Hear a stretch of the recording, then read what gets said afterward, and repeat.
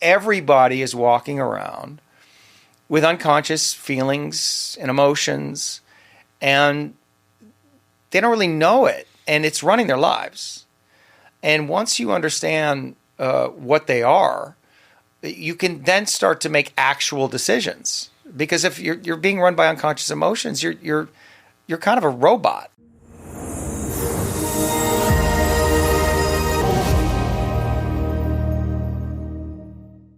David, thank you for coming on the podcast. I'm very honored and humbled to have you here because I really admire you as a human being and the life that you've lived. And I think you are someone who lives the truths that I aspire to. And I'm really grateful for you being here. So thank you. Thanks for being here, and thanks for saying that. I would love to start with your bio. And I rarely start with the bio, but you just have one word in your Twitter bio, which is facilitator. Uh-huh. Why is that the one word that describes you? I think that's the best way to describe the work that I do. I'm not officially a therapist. I mean, I work as a therapist. I'm trained as a therapist, but I'm not a licensed therapist. I think of myself as a psychotherapist, but really what I feel like I'm best at is facilitating. The reason that I got into the work that I do is because I fell in love with group work, group therapy, and particularly the way it was done by this woman, Ann Bradney, who was my teacher, in the radical aliveness model. So you get 20 people in a room, maybe more, and for a week, and it would just turn into absolute chaos. And the invitation was, don't hold anything back. And so if you have a room full of 20 people who aren't holding back, there's going to be madness and chaos and feelings and screaming and yelling and crying. And I loved it. And she was able to hold all of that, contain all of that, and find the cohesion in it, and ultimately bring it back to some kind of connectivity. Like find the thread in the chaos and bring it home. And I was fascinated by that. And I thought, what a skill to have. Because at the time I was in Hollywood working on TV shows and movies, and it was the same thing. You have groups of people together, and it was crazy. All these creative people, everybody's neurotic and worried about how they look, and are they going to get fired, and all people's issues would come up, and there would be conflicts and just nonsense. And I would look around. I'm like, where's the adult in the room? I thought it'd be the director or the producers. There was no adult in the room. It was just insanity. And yet things got done. But when I saw her work, I thought, man, that's a skill that could be applicable anywhere, in any organization, particularly I thought in Hollywood. And that was really why I got into it. I thought I could take this skill set, I could become a producer, and then, hold that kind of creative madness in a way that I didn't feel had been held in my experience.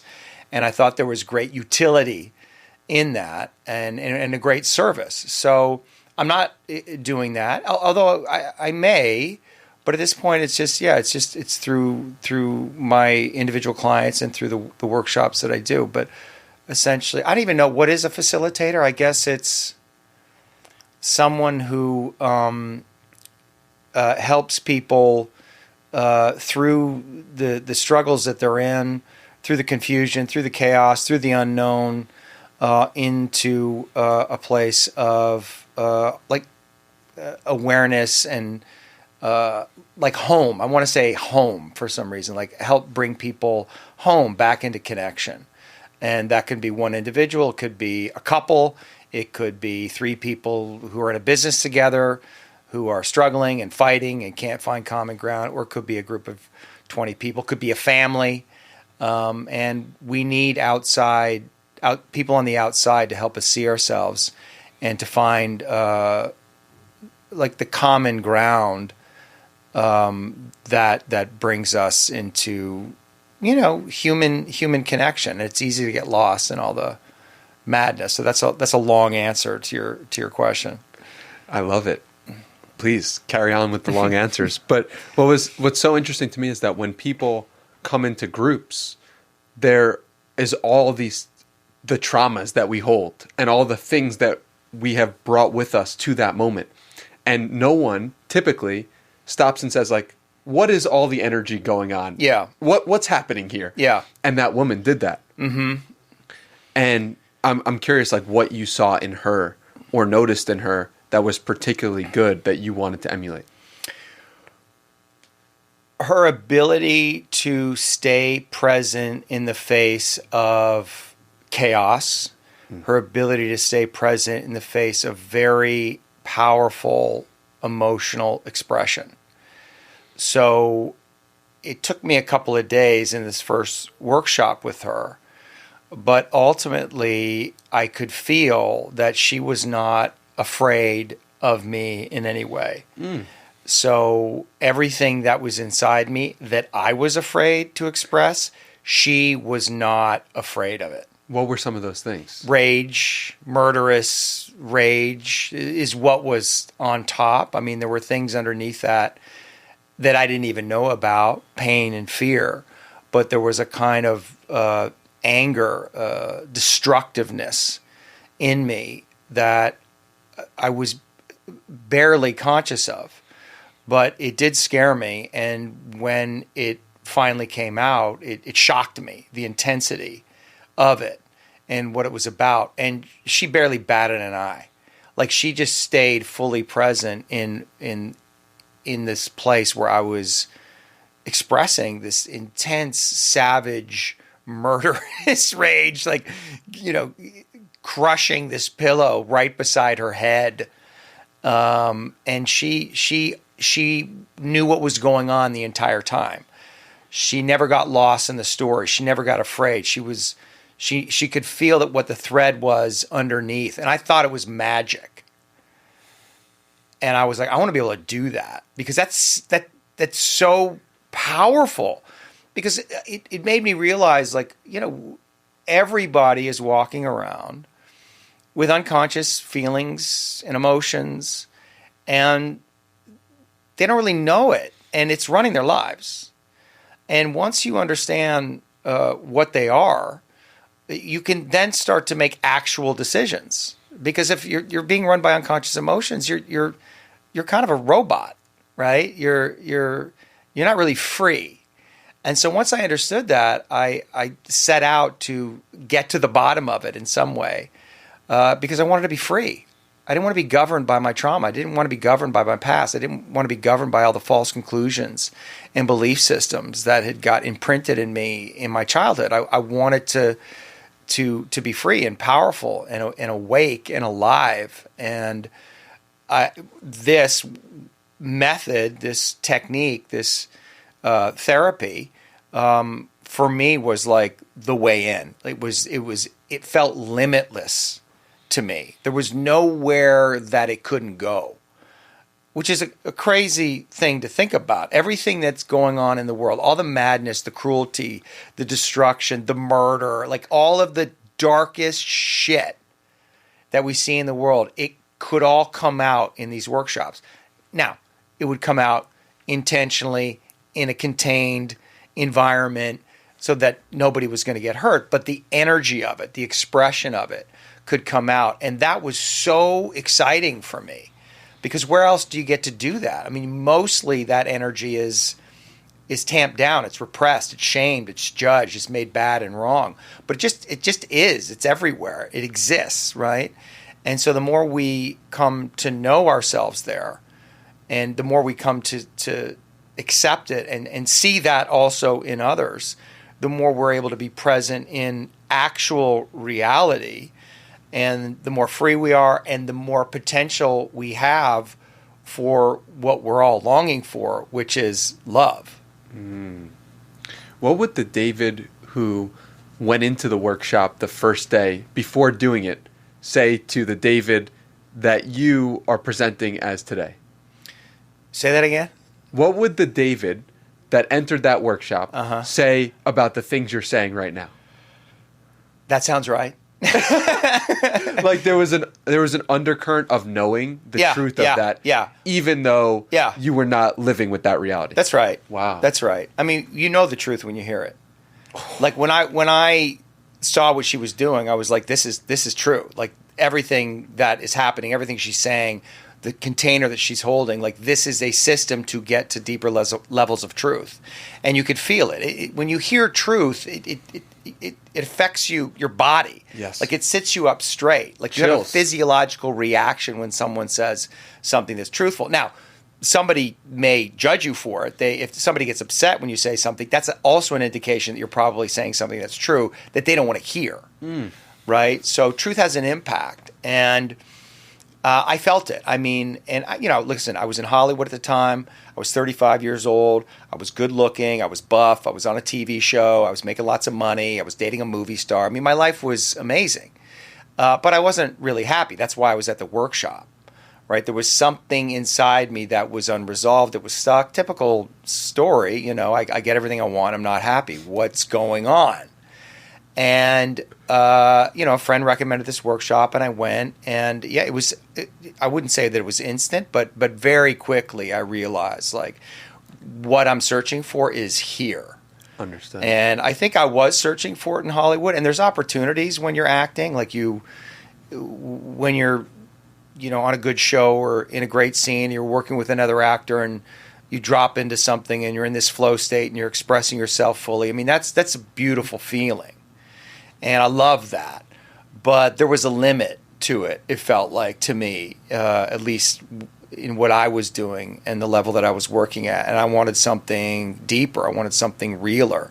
And I found it in this work. And as I said, I recognized it instantly. And I think the fact that my response was, I want to know everything that this woman knows, and I want to be able to do what she's doing, that was an indication that I understood it on some level, and that I had the capacity to be able to do it, or I wouldn't have had the impulse. That's how I feel about things. If I have a strong impulse towards something, it probably means that that's where I'm supposed to go, and that there's a talent or a passion there that I should follow.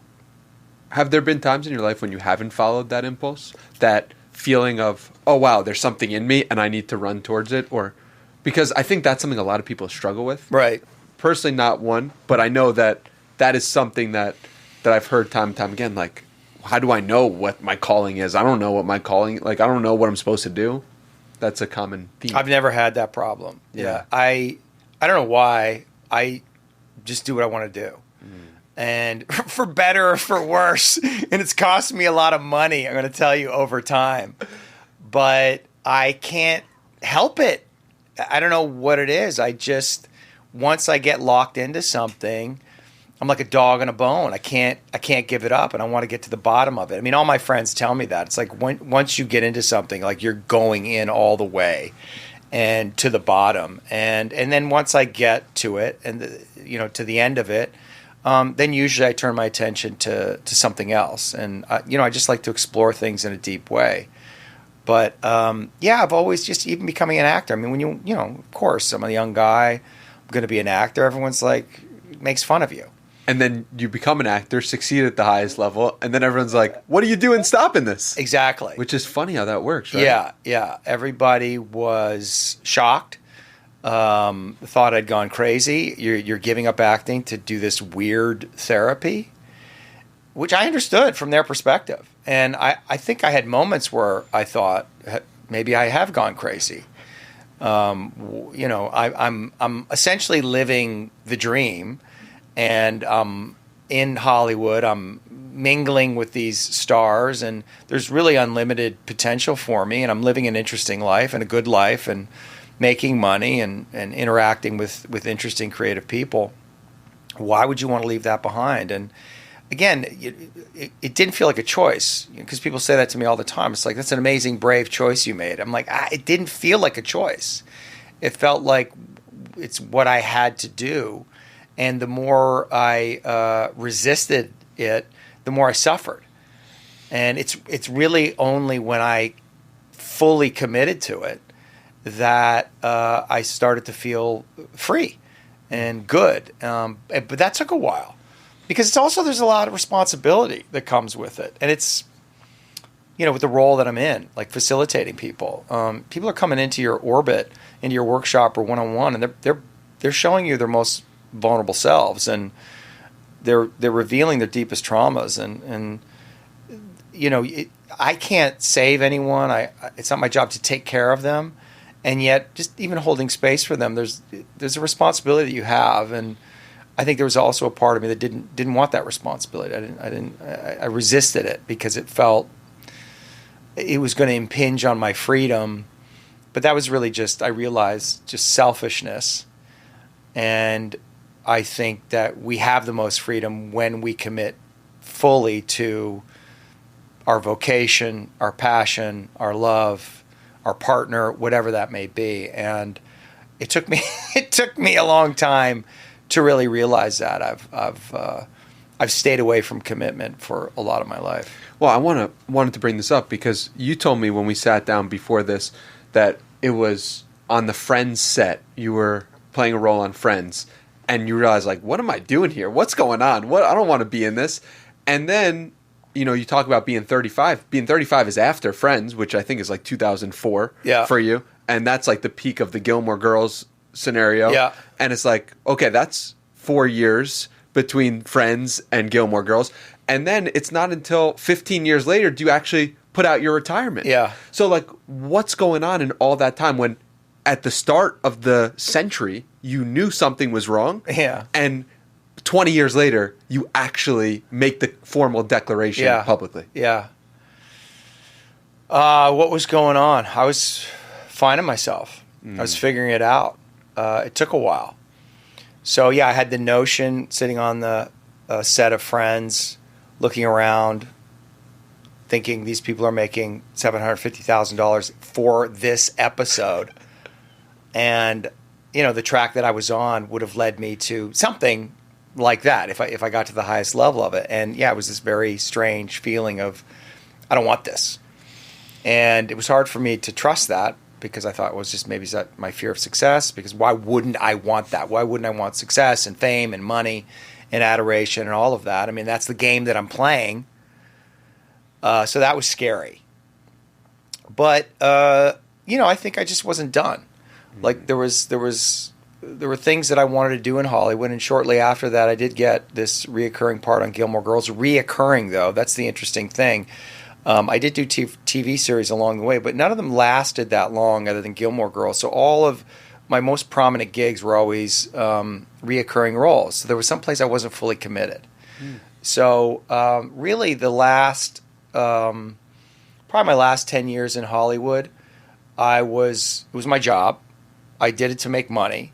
And when I had that money, I was able to do other things like go to retreats or go off into the woods. And I had all this time and space to explore.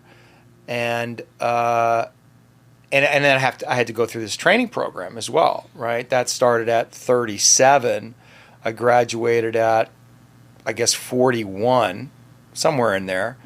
And then I wasn't sure that that's what I wanted to do. I still had this notion that I was going to take these skills and apply it as a producer in Hollywood, which I was interested in. I'd made a documentary series on this work, and I was, setting out to sell it to HBO as a documentary series. So that was top of mind at the time. But then I got offered this TV series in Toronto, which was a kind of 13 episodes, which is like 4 months takes to shoot that. And I'm from Toronto, so I thought, well, I'll just stay in Toronto for a couple of years and see what happens. And during the downtime, which, was like 7-8 months, I got a studio and started practicing offering workshops and practicing this therapy. And people showed up, and people started to say, hey, man, you're really good at this. And then people started to say, I think this is what you're supposed to be doing. Wow. And you knew that because I knew that's that. truth, right? Yeah, that was truth. Truth hits you. I knew it, but I resisted it. I didn't want to hear it. And why is that? It's hard to give up the money that you make as an actor, the adoration, the lifestyle. I mean, the ego loves it. You're the man. I'm famous. You're walking around, people recognize you. You have status, and I like that. Who doesn't like that? So it was like, I'm going to give up all of that. And I enjoyed it. Like, I actually enjoyed the process. I enjoyed acting. But I was outgrowing it, and when I finally knew, I got offered this, I did this show Proof in Vancouver's TNT show, Jennifer Beals, Matthew Modine. And I think I was 46 at the time. And I was doing my work intensely and doing a lot of it. Like, I was workshops all the time, groups. But I went out to Vancouver to shoot this show.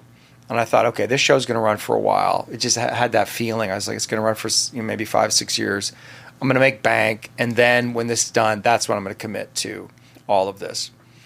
And, of course, the show got canceled after one season. And it was, like the universe saying, no, man, this isn't, you got to. And actually, I think that was good because then I'm leveraged, right? Like, if you got money in the bank, at least for me, when I have money in the bank, I'm not motivated. I'm like, I got money in the bank. And it's a little bit different now that I got a lady and we're talking about having a kid. It's different. But if it's just me, I'm like, I got a motorcycle, I got this house. I don't need any more money than what I've got, so I'm not very motivated. So I'm glad that I had the leverage, the financial leverage to really commit to this new career. And the other thing that happened on that show is, working with Jennifer Beals, who, for people who don't know, back in the day, she was like major movie star, and she's incredible. And Matthew Modine, same. I mean, that guy was the man back in the day for a couple of years. It was like Matthew Modine was the man. And I'd worked with some good actors before, but these guys, it was unbelievable. What about them was so good? They're just into it, man. They're so into it, and they just allow themselves to go there. And there's a presence, and they love the process, like true artists, and they're powerful. Like, you're in a scene with them, it's like it's real. Wow. And I just thought, yeah, I'm not into this the way they are. So in their calling, you could see that this wasn't yours. It's not mine. Even though you knew that deep down. I knew that. I was fine. Reconfirming. Yeah, I was fine. I could hold my own. I mean, I know how to be present. I have a talent. I could show up and meet them in that place. But I didn't have what they have. You saw the levels to the game. I saw the levels of the game, and it was good to feel that. Like, okay, like, this isn't my path. Like, I got to get out of this game. Like, I got to stop wasting my time with this. This is not what I'm meant to be doing. And then it was really after that I officially retired. I mean, I had a few more. I quit 3 times. Called my agent. I'm done. Don't call me. And then they'd be like, well, there's this one audition, And I was like, all right, yeah. So it was a couple of years, really. Well, and you're saying what happened in that interim before I finally, had the balls to say, okay, no, this is what I'm doing. I gotta go all in on it. What advice would you give to someone else who's in a similar position? It's tricky. Listen, you gotta let things unfold, right? Like, things unfold in time, and you have to trust that process, right? Like, the caterpillar becomes a butterfly. There has to be enough time in the cocoon for that to happen. If you rush the process, that caterpillar's wings aren't going to be fully formed, and it's going to fall to the ground and die. So you have to give yourself the time and the space to develop, but keep your, follow your intuition. And, I always ask for signs, and you're going to get them. Like, if you're willing to really listen, you're going to get the signs. You're going to get the indications of where you should be going and what you should be doing. You have to trust yourself. You have to bet on yourself, certainly. You have to have faith, but ultimately, it is a leap into the unknown. Like, you don't know what's going to happen. You have to let go of what you know, and you have to walk through this unknown space. and trust that something is going to work out. And that's just what life is. That's what you're doing with this podcast. It's like you don't know the next guest. You started it, and it's like, let's see what happens. You have an intuition that it's going to work out, or a hope, but you're making it up as you go, and you don't know what it's going to be a year from now, 2 years from now, 5 years from now, and you don't know where it's going to take you. You know, that's the nature of life. And so you just have to. It's scary. That's scary. It's scary to be in the unknown. We're always in the unknown. That's the truth of life. Yeah. And the thing is, most people don't actually sit with that. They think if I become vice president at this corporate position, I'm going to be good forever. And it is easy to delude yourself with certainty in a world. Yeah. But I think those walls are coming down. That's right. And I'm curious, why do you think that is? Well, we're living through it right now. I mean, it seems like it's absolute chaos out there in the world, and the fourth turning, or the decline of the American empire, whatever frame you want to put on it, something's going on. There's some kind of change that's happening socially, culturally, spiritually, technologically, and that's just evolution. There's no way around it. There's no right or wrong to it. I mean, we can get caught in the politics and judging everything, and fair enough, but ultimately this is what's happening. Yeah. And we have to surrender to it. And so I think that is asking people to live in the unknown, to give up what has felt secure to them in the past, because something new clearly is wanting to be created. There's going to be new systems, new ideas, a new framework of thinking about life and thinking about how we relate to life. And so I think it's a super exciting time. I mean, I think this is the best time. It's scary. It's super scary. And I have a lot of compassion for people who are scared and freaking out and acting out. I mean, you see it everywhere.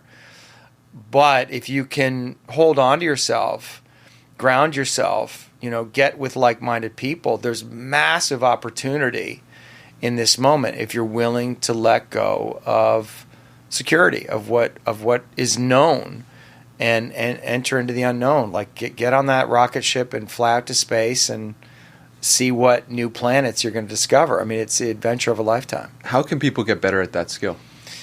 It's a good question. Come to my workshop. That's what we do. I mean, I say that at the beginning of the workshop. I don't know what's going to happen. I'm making this up as I go. I mean, certainly I have exercises and a framework that I'm working from, but ultimately it's like it's all one big improvisation.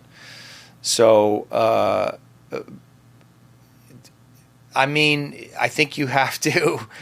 I think the main thing is you have to find something to hold on to that is not in the material world.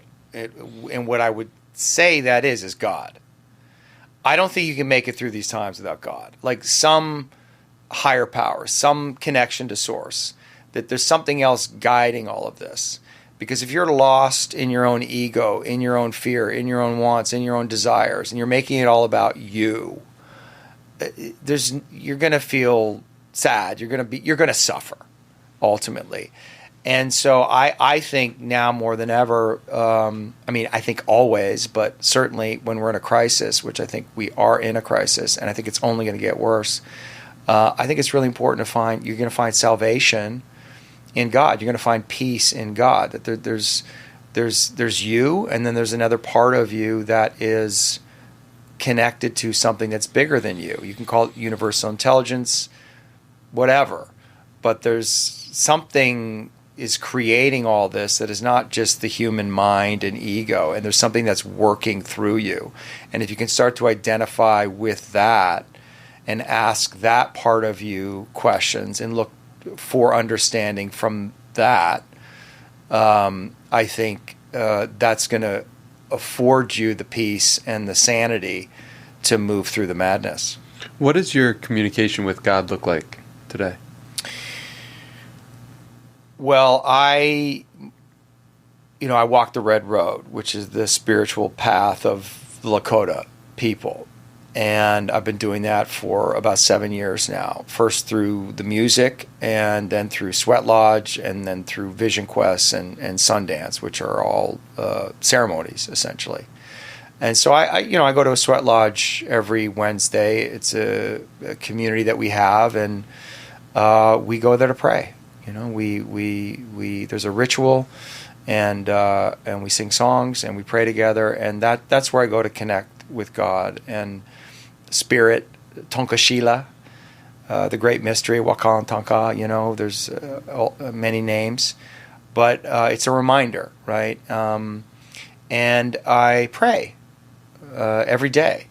Just ask for what I want. Ask for help. Ask for guidance. Ask for signs. Like I'm always in relationship with the mystery of life and trusting in the mystery. And I feel like I have spirit guides. Mm-hmm. Now, why do I feel like I have spirit guides? Because they came to me on my second vision quest, and I feel like they're with me all the time. And I was told that that they would come. And so, what does that look like, or what does that feel like? It's just it's in my mind's eye. There's two there's two of them, and they're kind of they're very playful. They don't take things too seriously.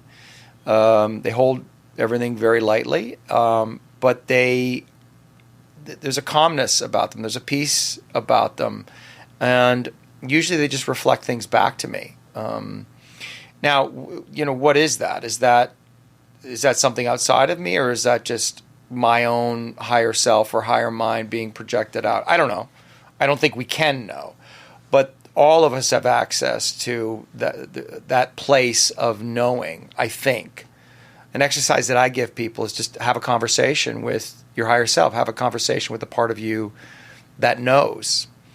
And you can do that like through journaling. If you write really, really quickly and ask, like, hey, I'm calling on my higher self, and you just scribble and go as fast as you can, something will answer. And there's a great channel, this guy, I don't know if you ever heard of Bashar. Now, a lot of people love Bashar. A lot of people think he's a fraud.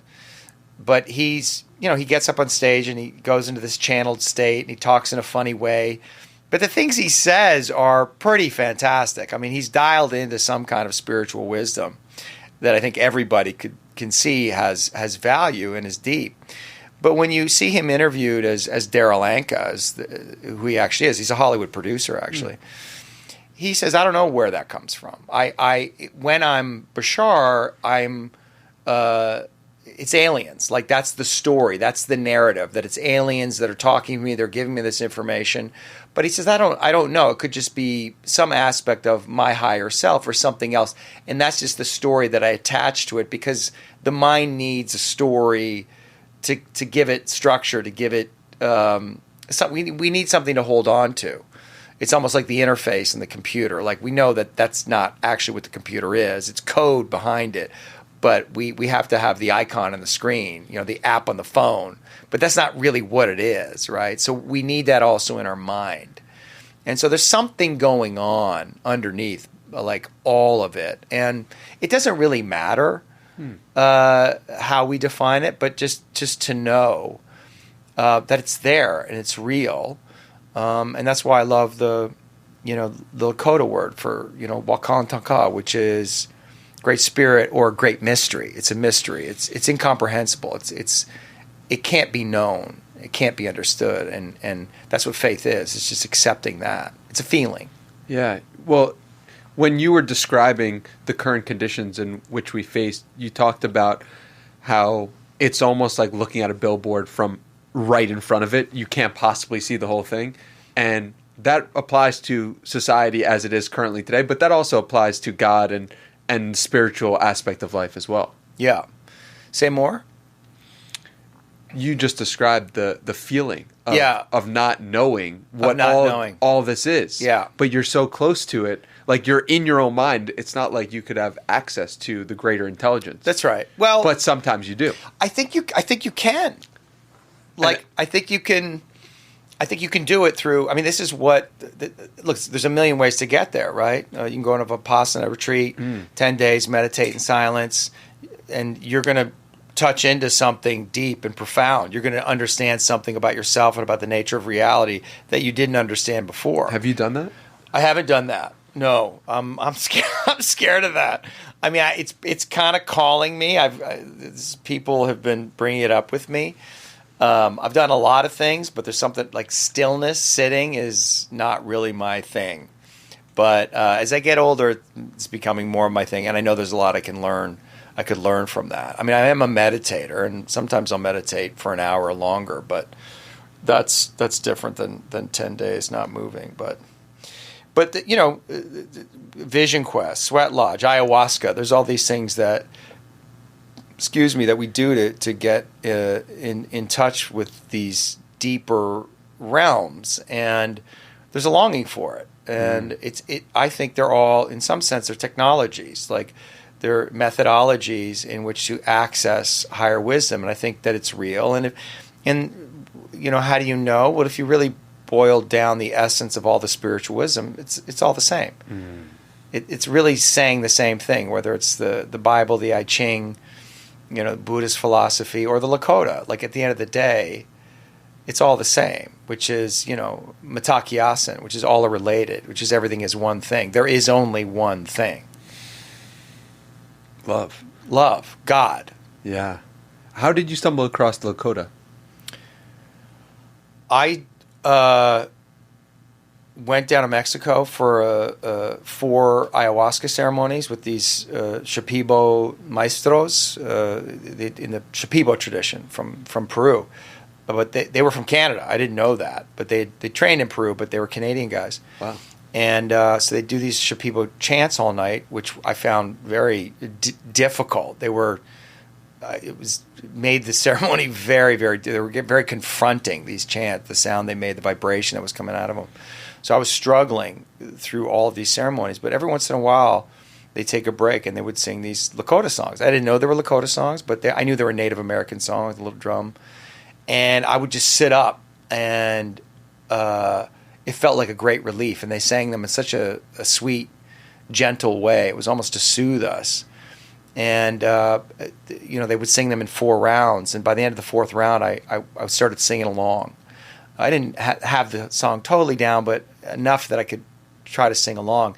And I just became enchanted by them for some reason. And then I got home, and I got an email from a friend who said, "Oh, there's a Lakota song class starting up with this guy Yoshi, like next week." I'm like, "What?"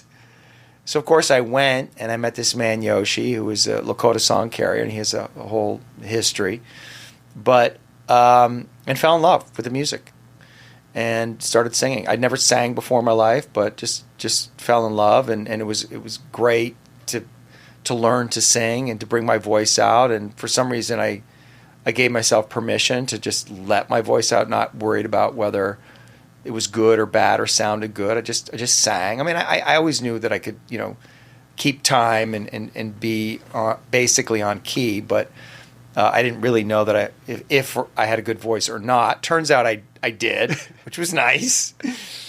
And from that led me to Sweat Lodge, and then that led me to Vision Quest, and that led me to Sundance. Wow. Yeah, that's remarkable, and it's really cool. What I notice in you is the ability to get introduced to something and then be open to the experience enough, and then follow your own intuition on, like, is this calling me? Should I keep doing this? And then going into it and immersing yourself into it in a deep, deep level if it does call to you. Yes. And that's a remarkable skill that, a lot of people get introduced to a lot of things that they like, that they enjoy, that calls to them, and then they block it. Yeah, that's right. Why haven't you been able?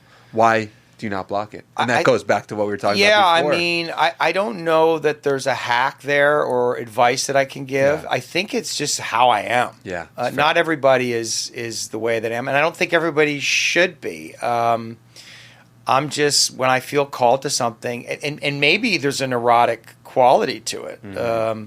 I'm sure that there's a light and a shadow to it. I become a little obsessed.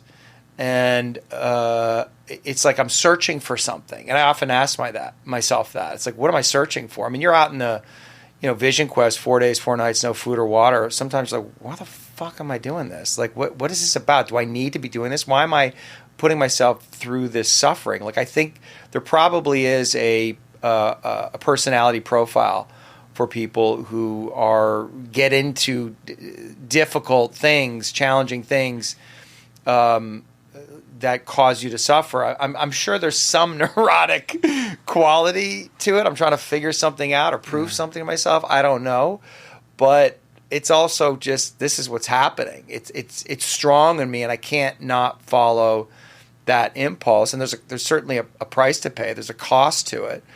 But what am I going to do? I love it. Isn't it Bukowski says pick the thing you love and let it kill you? Something like that. It's a great line. Yeah.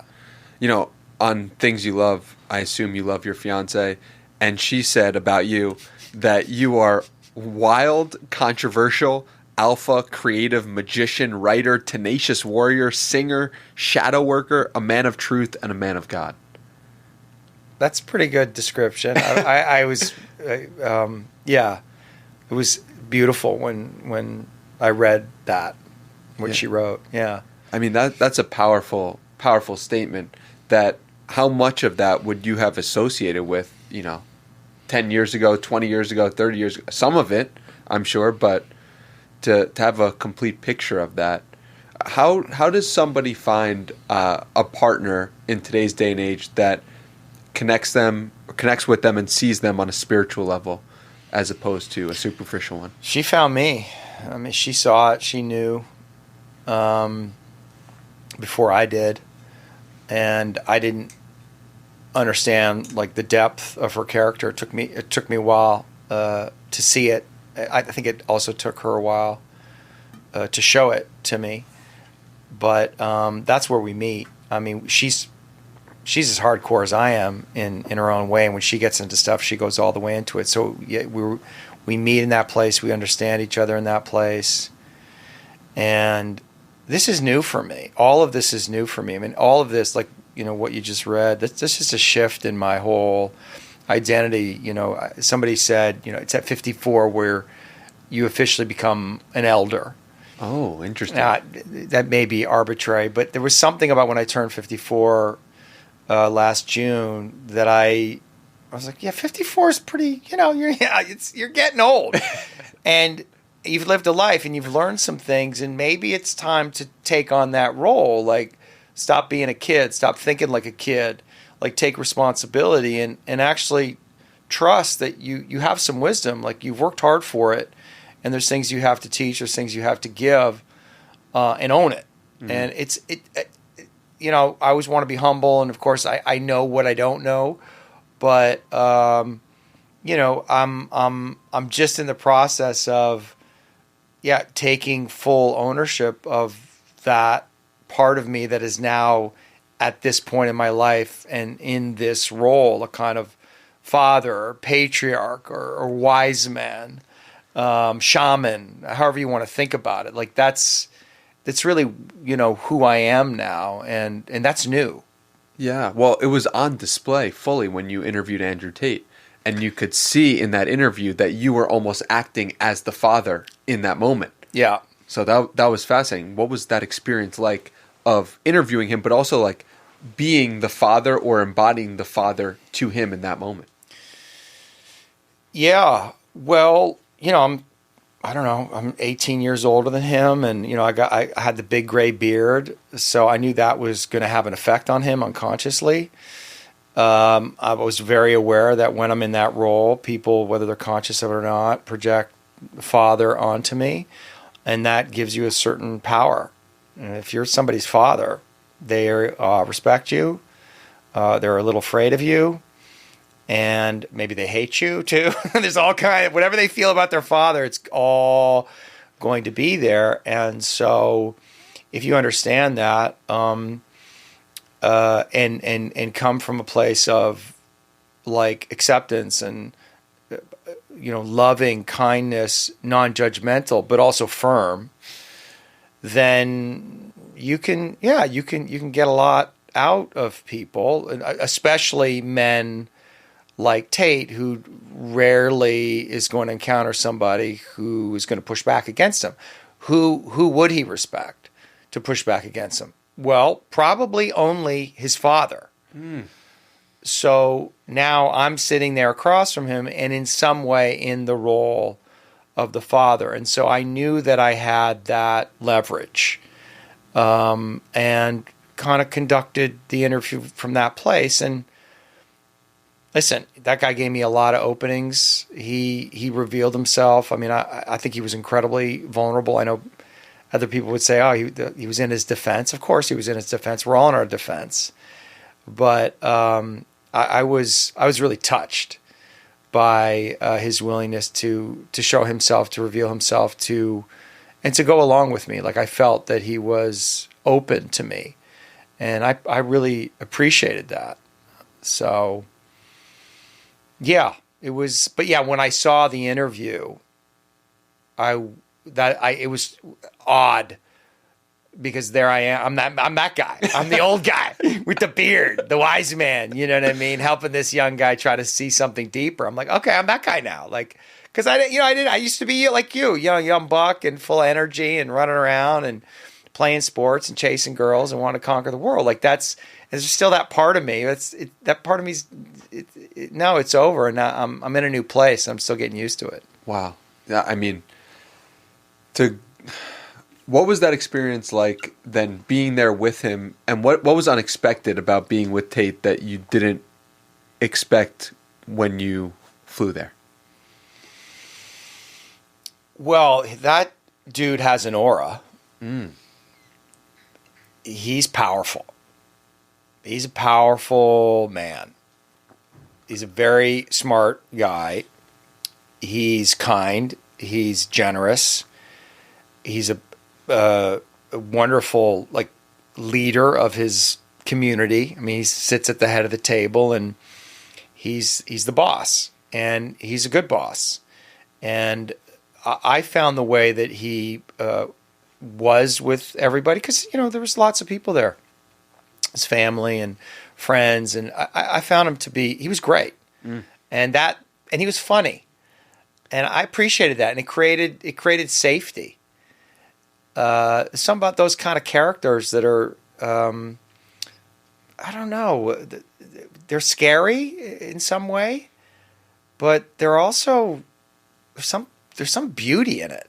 Mm-hmm. And there's something just in that is vulnerable. Like, to be the leader is vulnerable. To have everybody looking at you is vulnerable. And so I respect the fact that he puts himself out there so boldly, and subjects himself to all the transference, the love and the hate, and he's paying the price for it. And maybe that's a price that he has to pay, and maybe it's a price he should pay.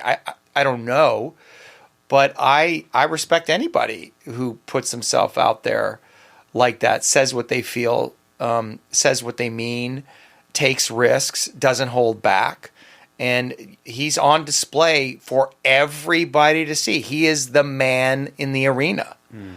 And is he a perfect person? No. Does he have blind spots? Of course, we all do. But he's out there, and I ultimately can't not respect that. And I feel like he's playing his role, and I think he's got a lot of awareness of it.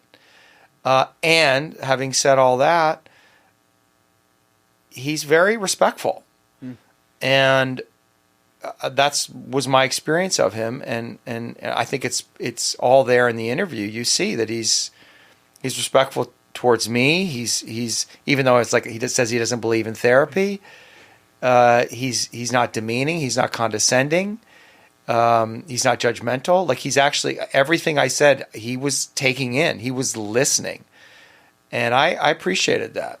What did you change about your behavior after going there?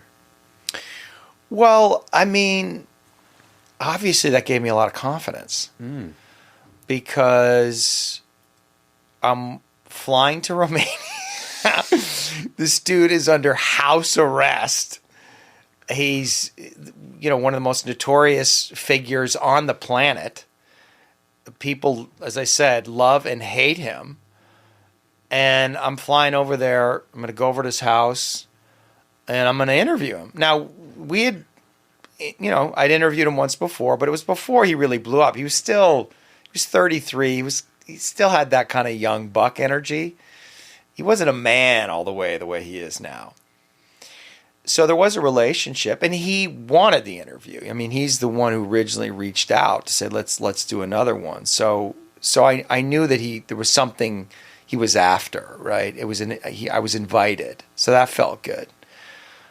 But also, you sit down at the table, you're squaring off against a guy who's just everybody's talking about, and everybody's going to be watching this. It's a moment, and I was nervous. Was I going to be able to handle this moment? But this is what I do. It's a muscle kicked in, and I just let it take over and guide the interview. I had some things in my mind that I thought I might ask, but essentially when you're in a kind of therapy session like that, you're really just trying to stay present and let things arise and trust the moment and trust the questions that come into your head. And so I just did that. And I thought that if I could do that, if I could stay present, if I wasn't working off my notes, if I was just grooving with him, dancing with him, boxing with him, whatever analogy you want to use, that would force him to come into presence. And I know that presence wins every time. The more present person will hold the frame. It's just how it works. And so ultimately, that's how I don't want to say that I won, because that's not the right way to think about it, but I pulled him into my world and showed him something that I think he was scared to see, but also happy to see. Yeah, and you did a masterful job at that, and it was so remarkable to witness. And I told you before we started recording how fast the interview went as the listener, and the reason why, reflecting back, is because of your presence, of your ability to just flow with it wherever it would go, trust the moment, and that's a remarkable skill. One thing that I'm super curious about is like the reason why Tate pops up and he becomes a figure in our society is because we've lost the father, I feel, in some sense. And for some people, he represents that. And now there's also an opportunity for you where it's like some people are looking at you as that. So one, what does that mean for society if we've lost the father? Let's start there. Yeah, we have lost the father, whether it's the actual father figure or God, God the Father. That's a big question. But, I grew up without my father, and I know how it impacted me. I didn't know how it impacted me until I started doing all this deep psychological work. But once I got into it, I realized how much of a hole that it left in my heart, like how much I was longing for him, how sad I was, how angry I was that he wasn't around, and only having my mother around, which, my mother was great in a lot of ways, but she's not a man, and I was a boy, and I needed somebody to show me how to be a man, and I didn't have that, and I think that's part of the reason that it took me such a long time to really settle down and commit. Because I didn't have an example of that. So I was in a perpetual state of adolescence for way longer than I should have been. And I was also angry at women, of course, because my mother was a little devouring, let's say, because my dad wasn't around. So a lot of her energy and attention came to me, and it was too much. You resented it. I resented it. And then I projected that on to all women.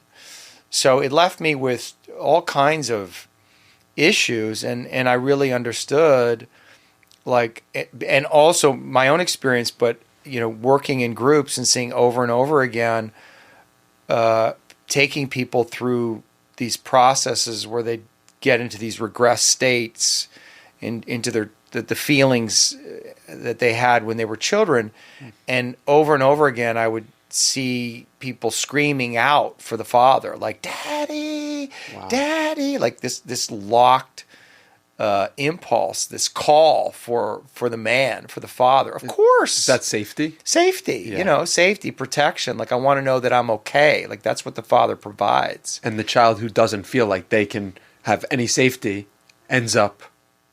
Yeah, it's going to end up scared, neurotic, looking for it in all kinds of distorted ways. So, mom, we all need moms. Moms are great, but as a kid, if a intruder comes in, mom's not handling it. I mean, maybe there's the odd mom who's good with a gun or knows, jujitsu that you're like, yeah, mom's cool. But that's not most moms, right? You want to feel the dad. You want to feel his strength. You want to feel his firmness, and you want to feel his authority. You want to feel the discipline, and that has been lost. I think there's a lot of reasons for it, and we could discuss them. But regardless, that has been lost, and so when a figure like Tate shows up, or Jordan Peterson, and there's others. Of course, what does that tell you? Why is Tate so popular? It's like, well, what do you think? There's a vacuum. And he's saying things that a lot of young men need to hear, which is get your fucking shit together. If you want a successful life, if you want these things that you want, you got to work hard. You got to be disciplined. You got to work out. And yeah, it's basic, but he's saying it in a way that's firm, like don't fuck around. And I like that. And I think most men do like something firm coming at them. It's challenging. I mean, those are the coaches that we respond to the best. I mean, it has to be fair. There has to be a love that's in it. But if people can feel that, and I certainly feel that from Tate, I feel his love. I think he's got a huge heart. I think men are longing for that, and they're not. They didn't get that in their lives. So I think there's this vacuum, and he's filling it, and I would go so far as to say that all the problems in society are that. It's the lack of the father. And what do you have, or what is your unique position that you can do, given that you grew up without a father, but are leading a life that is fatherly and having fatherly wisdom? Right. Well, I can understand and have compassion for and empathize with men who didn't grow up with a father, and maybe their father was there, but maybe he wasn't, physically or emotionally present. Because you can have a father there, but if he's not present with you, if he's not playing with you, if he's on the computer or out all the time, then you don't have a father. I mean, you have him, but it's not the same. Like, so I have compassion for those young men who may be acting out, who may feel lost, who may be trying to find their sense of self-worth through, money or success or women, and help steer them back really to themselves, and help them understand that masculinity is good. Like that part of them is good, that the part of them that's testosterone fueled, that wants to build and create, but even the part of them that wants to destroy, like that part of them is good too. I mean, they have to keep an eye on it, but it's just energy, right? And we all have it. Men want to conquer in some way. We want to climb mountains. We want to explore new worlds. We want to set out an adventure, and that's awesome. But it needs to be channeled. It needs to be channeled correctly. And if it's not given the proper container direction, which is what the father's role is, then it's going to come out in all kinds of crazy ways. And I think that is what we're seeing in society right now. It's just a kind of madness. It's chaos. What does the father do? What does the man do? What does the masculine do? It brings order, brings structure. And so we first have to find that within ourselves. We have to find the order and the structure within ourselves and be living a life, living from that place, and get our, Jordan Peterson says it perfectly. It's like, you got to clean your room. Essentially what he's saying is you got to get your shit together before you go out in the world and try to straighten the world out. And I think that's the call. And I think that's what it's happening. Obviously, guys like Peterson and Tate have millions and millions and millions of passionate followers. And I think it's great. I love both of those guys. I certainly understand that there's valid criticism of them, but to just dismiss them, it's say that they're bad and the influence they're having on young men is bad. That shows no curiosity. It's like the question you should be asking yourself is, why are all these young men attracted to Tate and Peterson? What is in their message that they are longing to hear? And you said it so perfectly. It's that people want to work hard. Men want to work hard. Of course. And it's in our DNA, it's in our blood, but some part of it has been suppressed. And I think what one of your gifts is the ability to mix the discipline with also the emotional understanding that a masculine man doesn't often have. Right. In our head. We don't have a framing in the movies of the masculine man who's also in touch with his emotions. That's right. That hasn't been played out in society yet, but you represent that. And that is the next generation of masculine man that's about to occur over the next 50 years, is my guess. I agree. It's happening all over the place. I mean, this men's movement that you see all over, it's beautiful. And there's powerful men, strong, masculine men who are involved in it. And so it's everywhere. And it's very inspiring. And this is new. I mean, I started a men's group, my first one, I think back in 2010, 2011. John Wineland, who's huge in the space, he was just getting started. But he was really the first, at least of this generation. And now it's everywhere. And I think it's good, it's necessary. And I think they're going to change the world. You know, I think men have to save the world, and I think they're doing the work they need to do that. And in a way, you're right. They're in touch with their emotions. They're integrated with their emotions. They understand their emotions. Not afraid to feel their pain. Not afraid to acknowledge their fear. Not afraid of the part of them that's aggressive or wants to conquer.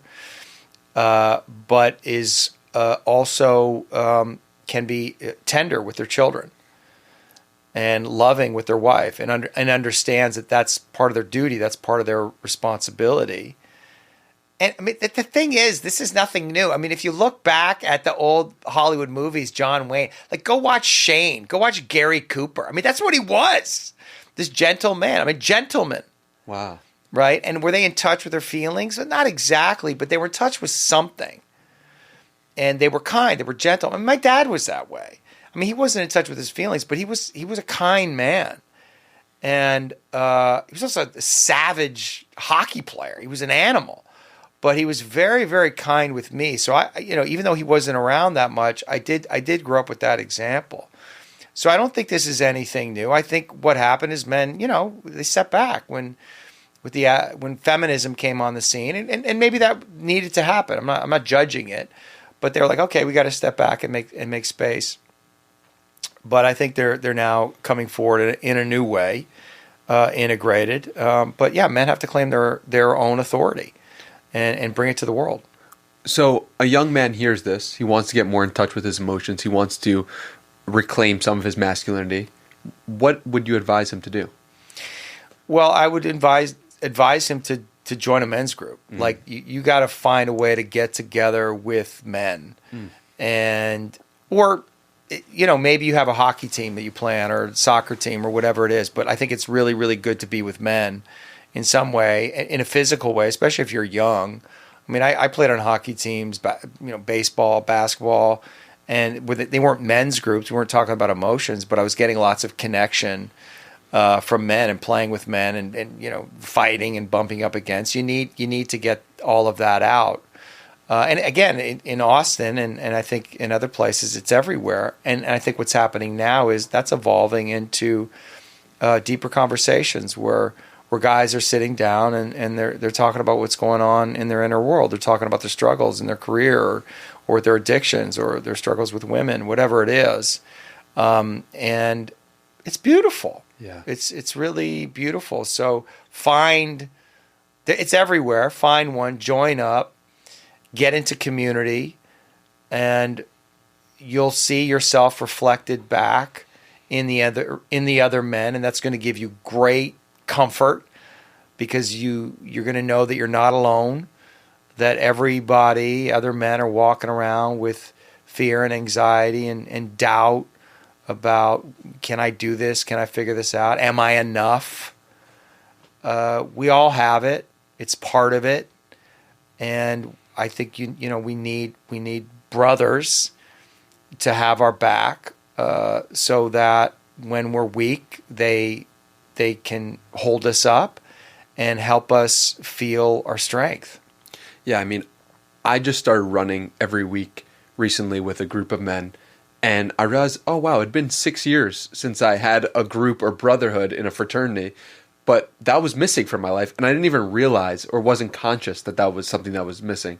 So I found like, wow, we're running together, and it's almost like it reminded me of the army. It reminded me of like tribal stuff, and it's like, wow, this is the best. This is the greatest thing ever. The group of guys doing shit. It's the most fun I've ever had. Yeah, and I don't think that unless it was consciously brought to my attention, would I realize that that was actually missing. It was an unconscious, it was an unconscious puzzle piece that was just, I'm so happy is now back in my life. Yeah. So finding that is so, so important. I could talk to you forever, and we're going to do a part 2 after I go through some of your, we do a retreat or some group of some sort, because you have so much wisdom, truly, and I'm so grateful for your wisdom, the things that you've learned, and how you're able to present yourself. Like, it is truly needed in today's day and age, and I can't wait to do this again for part 2.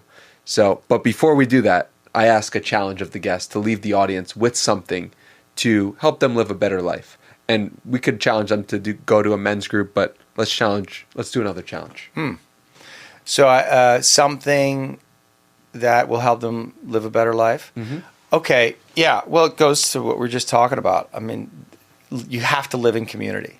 This is something that I learned a long time ago, when I realized I was very lonely. I didn't know that I was lonely, and that I had a tendency to isolate.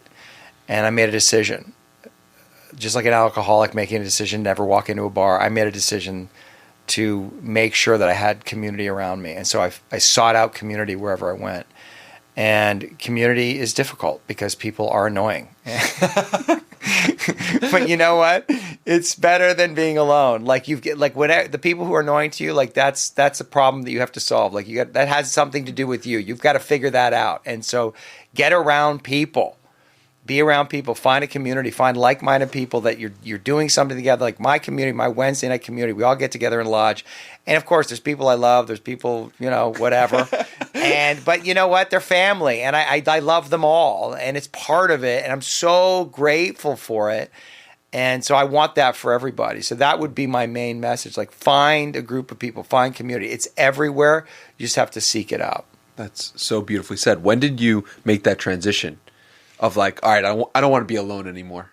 I was in Toronto. I was 43. I was working on this TV show, and I read this article about this epidemic of loneliness. And I'm reading it, and I was like, that's me. Wow. I feel that way. Wow. And it shocked me. I could talk about loneliness and what it is for a long time, but I knew that I was isolating. And I knew that it was a problem, and I knew that it was not good for my mental health. Well, it's so funny because this happened to me. I wasn't lonely, but I wasn't consciously aware of my lack of community. Mm-hmm. And loneliness is not something you do, and therefore it is more insidious. Yeah, that's right. That's right. And we rationalize it. I like being alone. Yeah. And I do like being alone. But there's a fine line between, enjoying my alone time and isolating or hiding from people, hiding from things, hiding from myself. Once I realized that it was a problem, I just made a decision. What did you do? I just started. I found community everywhere I went. I would make sure. I started saying yes to everything. If I got invited, I was like, okay, I'll go. And so I started being around people more, and and then, I found like there was a kind of a spiritual community that I found in LA that I started showing up for. And then my song class, the Lakota song class. And now most of my community is through the Lakota practices that I do, which is great. But I've had other community as well. But it's really the key to everything. And we know this, right? Like we know that all the research shows one thing. If you want to be happy, be in connection with other people. That's the primary thing. If you want to be happy, be in connection with other people. That is, you could just do a whole podcast. You could do a whole book about that. Yeah. The layers of that, that truth. Yeah. Well, it's how we're wired, right? We're attachment species. We live in tribes. And, how we're living right now is sort of unnatural in separate houses. And we kind of keep our distance. And it's fine. But, there's a great book called Tribe by Sebastian Younger, about this very thing, and that we're sort of meant to live in tribes and in community like that, and that a lot of the early settlers, went to live with the Indians and didn't come back because they loved the tribal life. And I feel that when I go up to South Dakota and Sundance, and you're there for 10 days, and it's not exactly, but you're kind of living a tribal life, and it's something to it, man. Yeah. Like I like it. Well, there's a reason why we did it forever. Yeah. And if we can find those pockets, we'll live better lives. Yeah. At Sutcliffe David on Twitter, at David Sutcliffe 33 on Instagram, davidsutcliffe.com. Anywhere else we should send people to connect with you further? That's it. Awesome. Thank you so much, man. I really appreciate you. Thank you.